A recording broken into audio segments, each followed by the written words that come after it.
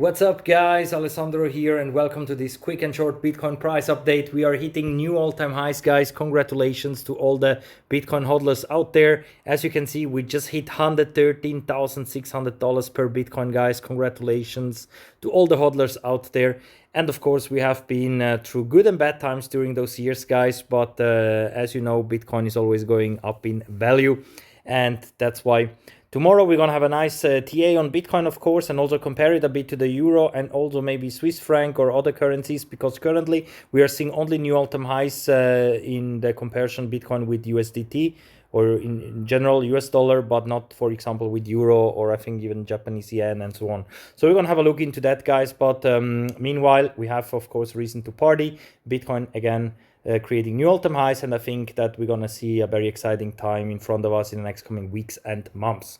So stay tuned guys, be subscribed on this channel. I keep you updated every day what is going on, of course. Thank you for watching, quick and short update video, and we're gonna see us all in the next one. Be subscribed and check out all links in the video description. Bye for now.